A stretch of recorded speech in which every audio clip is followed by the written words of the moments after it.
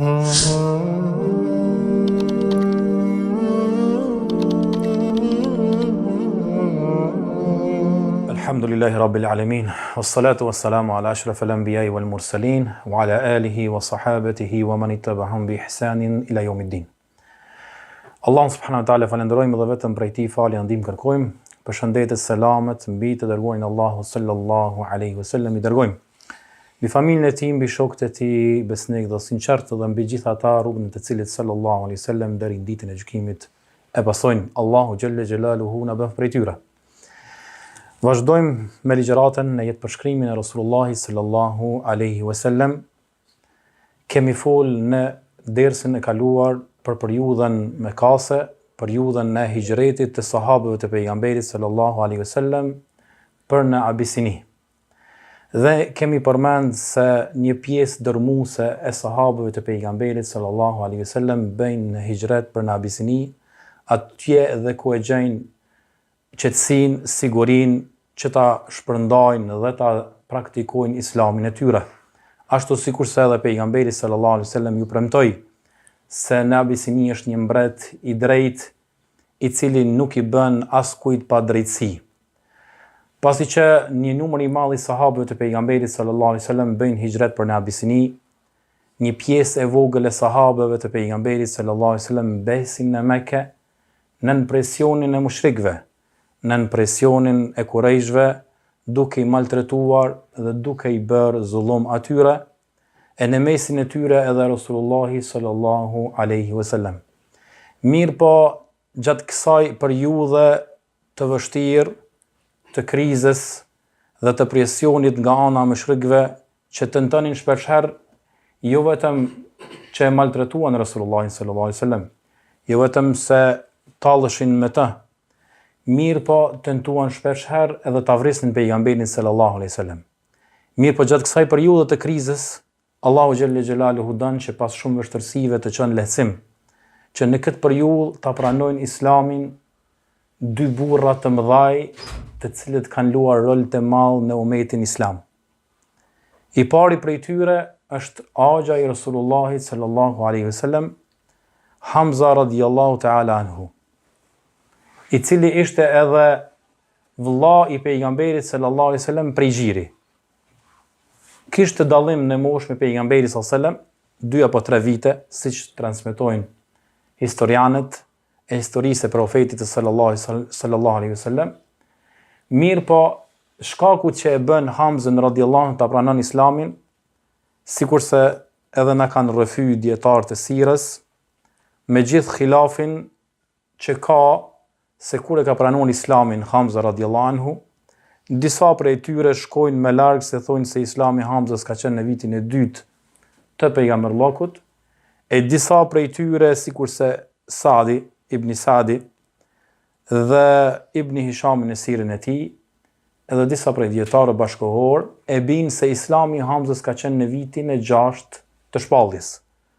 Viti i 5 e kemi përmend se ka qenë hijreti për në Abisini, kurse në vitin e 6 në mes torturave që u bënë muslimanëve, Hamza radhiyallahu anhu, ky burr i madh, e pranon islamin dhe shkaku i islamit e tij, siç transmetohet, sikurse e ka pranuar Taberani, prej senedeve më të vërteta që llogaritet, kur flet për islamin e Hamzës radhiyallahu anhu dhe thotë se Hamza radhiyallahu anhu nihej në mesin e kurejshve për një burr trim, i guximshëm, mirë po edhe prej njerëzve i cili mirrej shumë me gjah.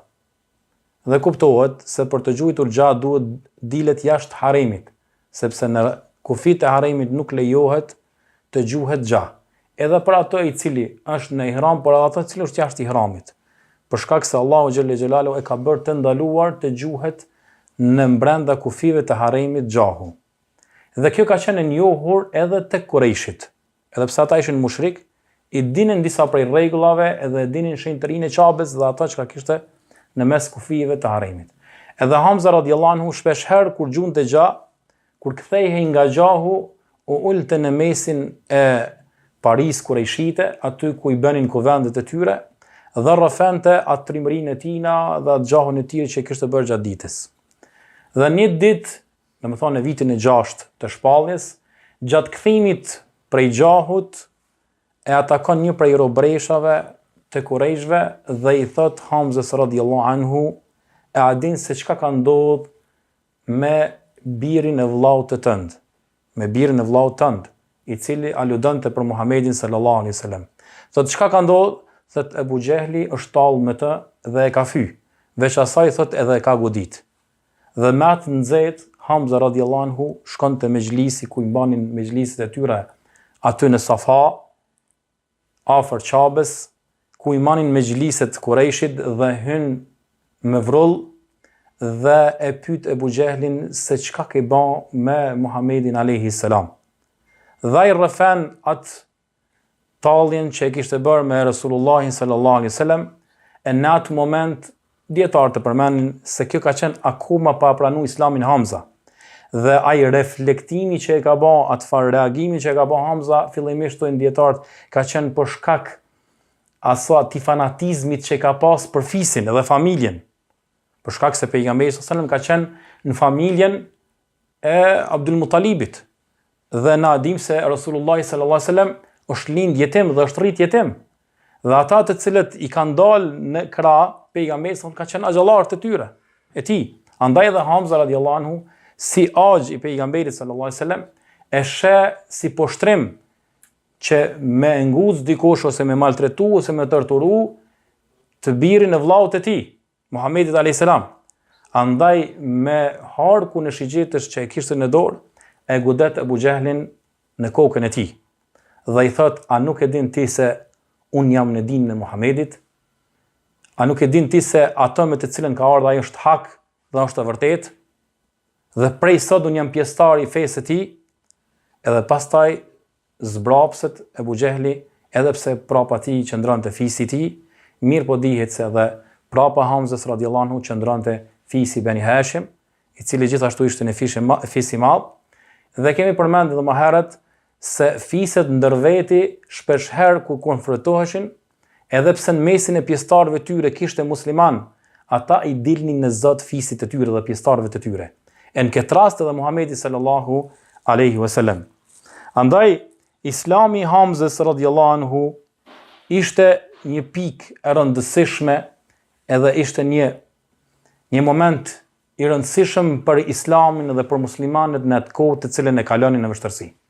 E sidomos koha kur thash një grup i madh i muslimanëve bën hijret në Abesini për shkak të presionit të madh dhe para rreth pejgamberit sallallahu alaihi wasallam qëndronin pak burra apo kishte shumë pak njerëz dhe presioni i madh ndaj pejgamberit sallallahu alaihi wasallam ishte rritur. Andaj Islami Hamzës radhiyallahu anhu kishte rëndësi të madhe në këtë kohë krize. Dhe ne e dim se kush ka qenë Hamza radhiyallahu anhu dhe çfarë burri dhe çfarë trimi ka qenë, dhe nuk është koha ndoshta të flasim tash në detale për jetën e tij. Mirë po momenti të cilën e ka pranuar Islamin Hamza radhiyallahu anhu e kanë përmendur edhe dietarët e sirës në historinë e pejgamberit sallallahu alaihi wasallam për shkak të rëndësisë dhe momentit që ka pas Islami i tij në këtë kohë krize. Gjithashtu prej burrave të cilët e kanë pranuar Islamin në këtë kohë e që ka rëndësi shumë Islami i tij dhe ndryshimet që kanë ndodhur pas Islamit të tij, është edhe Omeri radhiyallahu ta'ala anhu. Omer ibn al-Khattabi radhiyallahu ta'ala anhu, që thojnë disa prej dietarëve të sirës, sikurse Ibn Ishaku në sirën e tij, se Islami i Omerit radhiyallahu anhu ka qenë 3 ditë pas Islamit të Hamzës radhiyallahu anhu.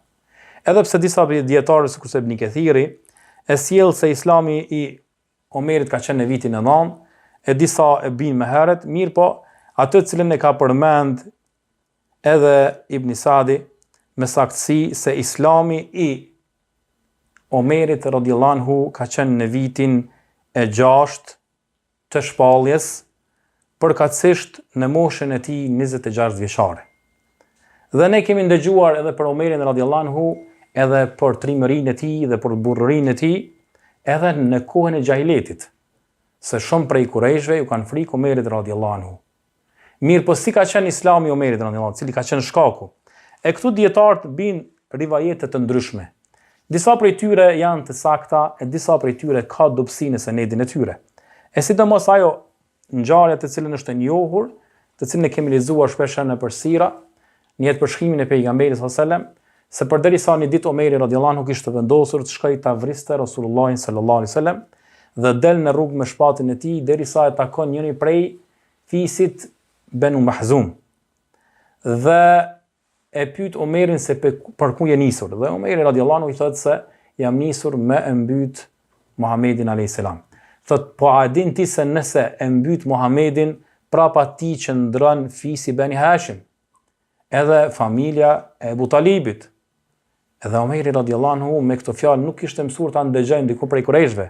Thot, a mos po më kërcënon, apo ndoshta e pas ke ndryshuar edhe ti fen tënde, apo ko ke qenë, pas ke bëu ti musliman.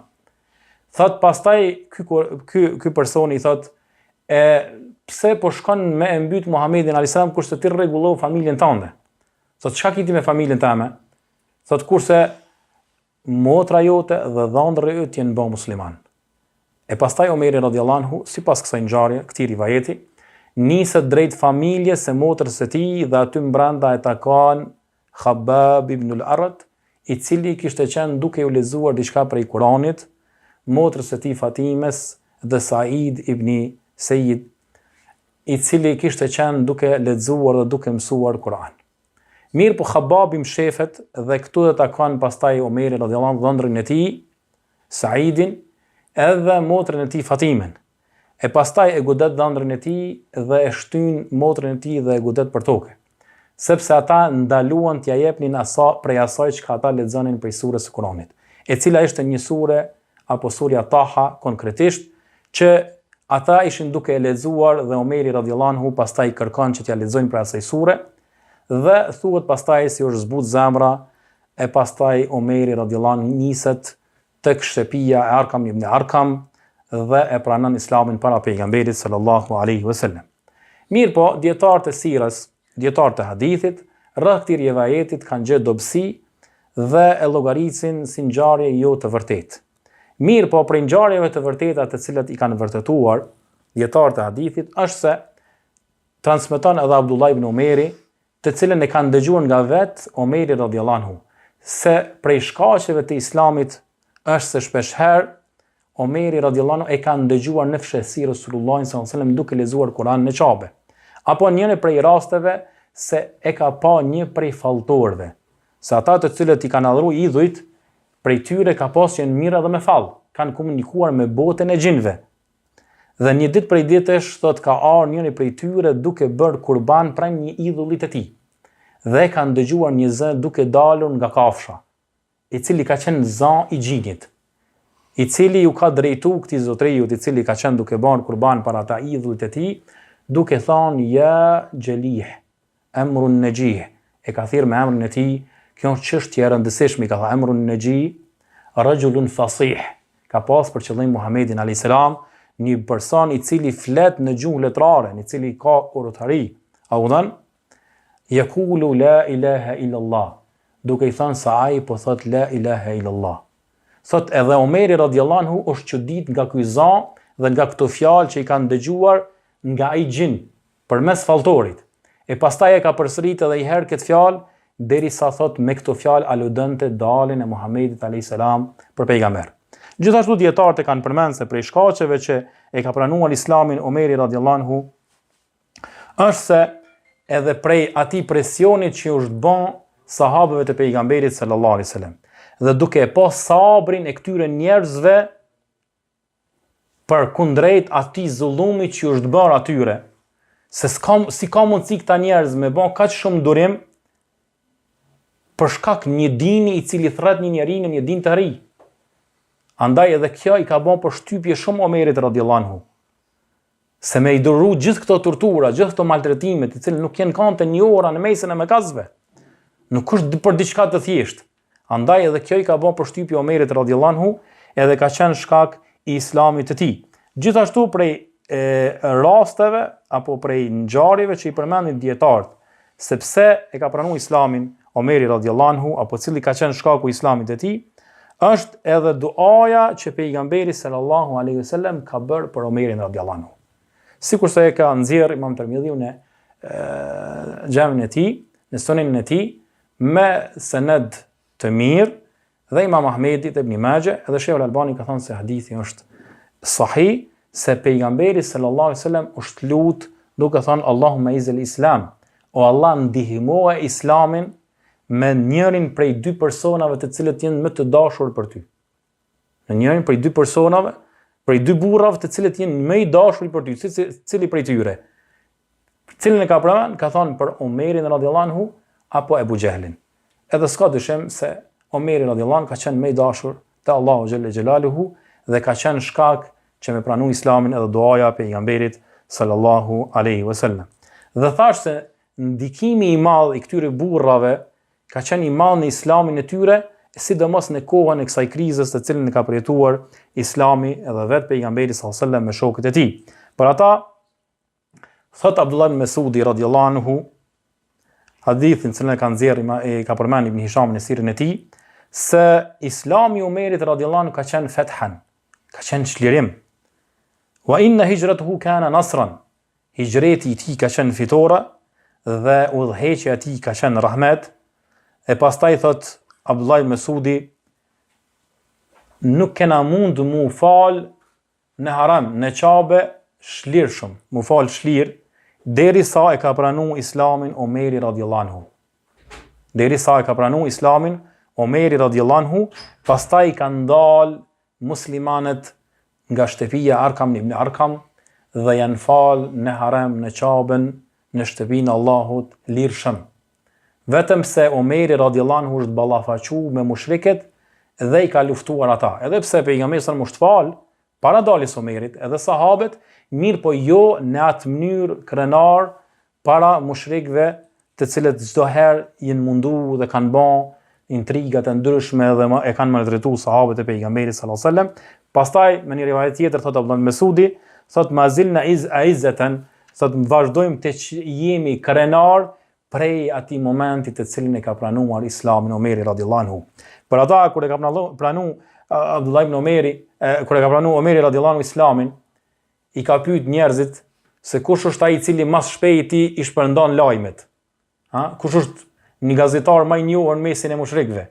Edhe i kanë thënë se filon personi e ka nxut ai personi i cili shpërndan lajmet dhe i ka thënë dil në Mekë, dil te Çabja dhe kallzoi gjithë mushrikëve se kanë pranuar islamin.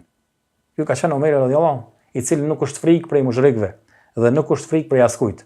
Për ata ka dal ky personi i cili ka pas emrin Xheril, edhe është ulur apo është ngritur në fakt tek dera e Çabës dhe ju ka drejtuar Kurajshve. O ju Kurajsh, Omeri e ka ndru fen. Nuk ka thonë e ka pranuar islamin, po ka thonë e ka ndru fen. Edhe i ka thonë Saba. Saba është kur e ka ndryshuar fen për një festë tjetër e ndal në fen tjetër. Kurse Omeri radhiyallahu anhu i ka hënë mbrapa duke qëndruar, ka thonë porran. Thuje se Omeri e ka pranuar islamin. Edhe para gjithë mushrikëve pastaj ka thonë unë dëshmoj se nuk ka të adhuruar me të drejtë përveç Allahut, la ilaha illallah Muhammedur Rasulullah. Edhe se Muhamedi është i dërguar i tij. E pastaj këtu është përlesh Omeri dhe është ballafaqu me kokat e mushrikëve. Derisa ka ra dielli, ka përdu dielli. E pastaj Omeri radhiyallahu anhu ju ka thonë buni çka të doni. Se mbrapa meje ose bashkë me mua qëndrojnë burra, të cilët ose na keme vendos ashtu që shtemi, ose jo. S'kemi mëlon ato në të cilën jeni.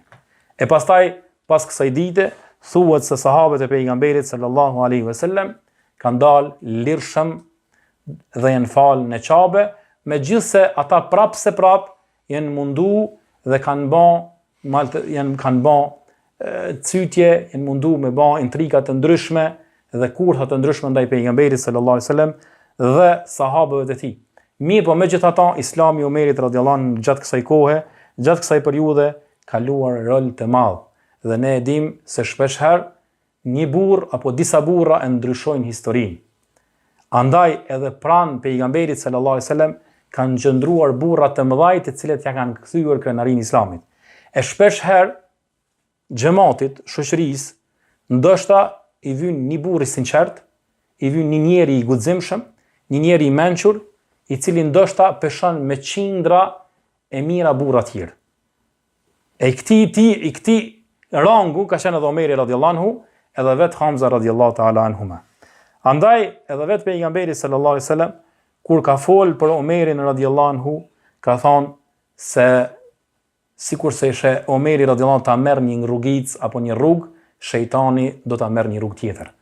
Domethënë Omerit radhiyallahu anhu ju ka frikë edhe shejtani e lemo njerëzit për shkak të trimërisë së tij dhe guximit të tij që ka pas. E mos flasmi për të bëmat e tij edhe për nderin e tij edhe për islamin e tij dhe për trimërinë e tij dhe pa atë kontributin e tij që ka dhënë për islamin, nga se është temë shumë e gjatë edhe nuk është koha të flasmi për atë. Mirë po, deshta ta përmendi shkurtimisht se kjo periudhën në të cilën gjindej pejgamberi sallallahu alajhi wasallam në vitin e 6 të Hijretit, e ndihmoi Allahu xhelle xhelalu pejgamberin sallallahu alajhi wasallam me islamin e këtyre dy burrave, Hamzën radhiyallahu anhu dhe Omerin radhiyallahu ta'ala anhuma. Andaj pas kësaj, pas pranimit të islamit të Omerit radhiyallahu anhu dhe Hamzës radhiyallahu anhu, sadopak u forcuan muslimanët. Mirë po, mushrikët nuk i lanë intrigat e tyre, nuk i lanë kurthat e tyre ndaj pejgamberit sallallahu alaihi wasallam dhe sahabëve të tij. Përveç se i maltretuan, munduan shpesh herë edhe ta vrasin pejgamberin sallallahu alaihi wasallam, ata e përdoren edhe një metodë tjetër, e cila ishte ajo radhës, ishte bojkotimi i pejgamberit sallallahu alaihi wasallam dhe familjes e Ebu Talibit dhe fisit Beni Hashim, të cilët qëndronin prapa pejgamberit sallallahu alaihi wasallam. Sikur se thotë Allahu xhelle xhelaluhu, "Wala yazaluna yuqatilunakum hatta yaruddukum an dinikum." Allahu xhelle xhelaluhu ka thonë për jo besimtarët, për armiqtë e islamit, se ata vazhdojnë t'ju luftojnë juve me të gjitha mënyrat e tyre, derisa ata të mundohen t'ju largojnë nga dini juaj, in istata'u, nëse ata munden. Andaj, sikur se edhe sot Islami se luftohet në të gjitha mënyrat, edhe vetë në kohën e pejgamberit sallallahu alajhi wasallam, mushrikët kanë përdorur të gjitha mjetet e mundshme për me e pengu Islamin dhe muslimanët, edhe për me e pengu thirrjen e pejgamberit sallallahu alajhi wasallam. Andaj jo sot drastisht ndëgjojmë se u bëhet bojkot muslimanëve në vende të ndryshme, në kambe të përqendrimit, edhe vetë pejgamberi sallallahu alaihi wasallam i ia ban mushrikët një gjë të tillë, edhe pse nuk kishte e njohur. Nuk kishte e njohur në mesin e mushrikëve as kurajshve që me i ban bojkot dikujt. E çka do të thotë bojkot? Se ata u betuan që as mos me ble, as mos me shit pejgamberi sallallahu alaihi wasallam dhe shokëve të tij. Jo vetëm atyre, po edhe familjes e Ebu Talibit dhe fisit Beni Hashim. Andaj Ebu Talibi bashkë me familjen e tij, fisin e tij dhe ata pak muslimanë të cilët ishin rreth pejgamberit sallallahu alaihi wasallam, u detyruan të zhvendosen edhe të qëndrojnë në kampin e përqendrimit, ndoshta mujna me tha, në loginën e Ebu Talibit. I lanë shtëpitë e tyre vetëm për ta mbrojtur pejgamberin sallallahu alaihi wasallam. Çfarë kushti kishin vendosur Kurajshit?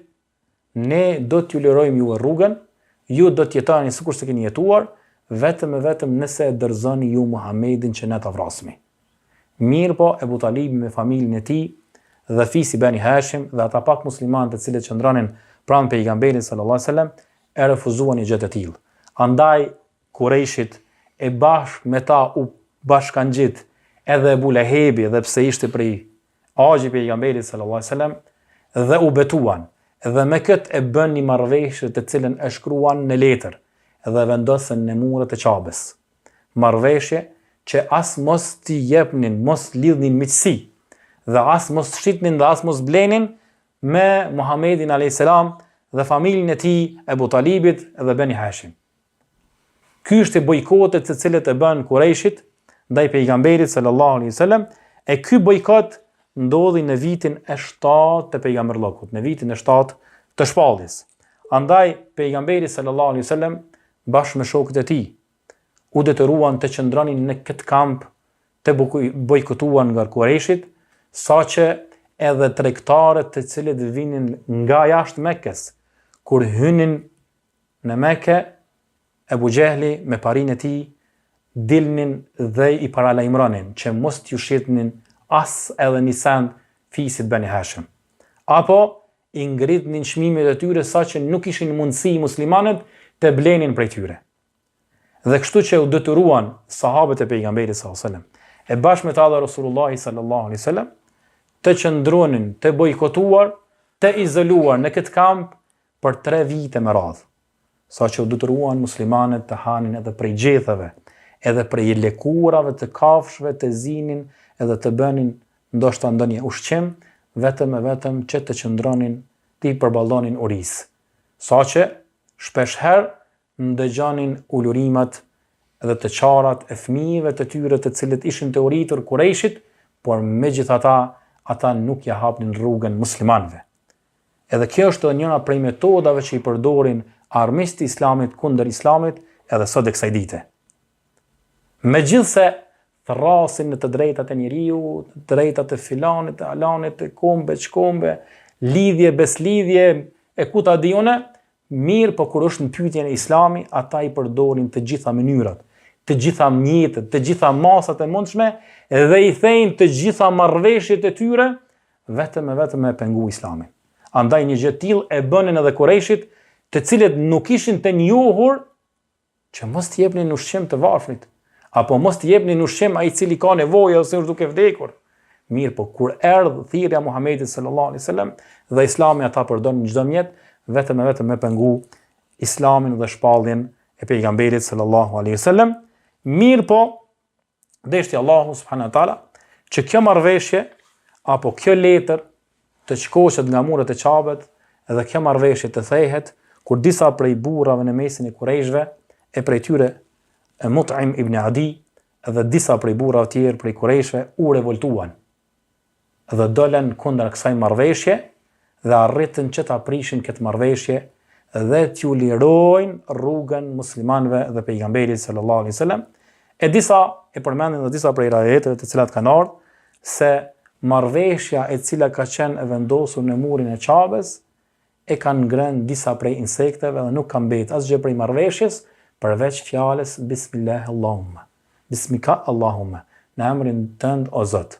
Dhe në vitin e 9 apo në vitin e 10 të shpalljes, muslimanët dalin nga bojkoti dhe i bashkangjitën familjeve të tyre për të vazhduar pastaj me ndodhi tjera të cilët do t'i përmendemi, e që prej ndodhive pastaj pas kësaj marrëveshje, pas kësaj prishjes e marrëveshjes dhe daljes nga bojkoti, pejgamberin sallallahu alaihi wasallam gjithashtu e godet një mirëzi apo një hidhrem apo një breng e madhe për shkak se do të ndahen nga jeta 2 persona të rëndësishëm për pejgamberin sallallahu alaihi wasallam, të cilët ishin të fortë dhe qëndruan shumë pranë pejgamberit sallallahu alaihi wasallam me pasurinë e tyre, me burrinë e tyre dhe me këmbguljen dhe ndihmuan pejgamberin sallallahu alaihi wasallam deri në momentet e fundit të jetës së tyre, e që për këta 2 persona të cilët u ndan nga pejgamberi sallallahu alaihi wasallam pas vitit të 9 hijretit, pas vitit të 9 të shpalljes, do të flasmi inshallah në dersën e radhës. Qulu qawli hadha astaghfirullah li wa lakum wa akhiru da'wana alhamdulillahi rabbil alamin.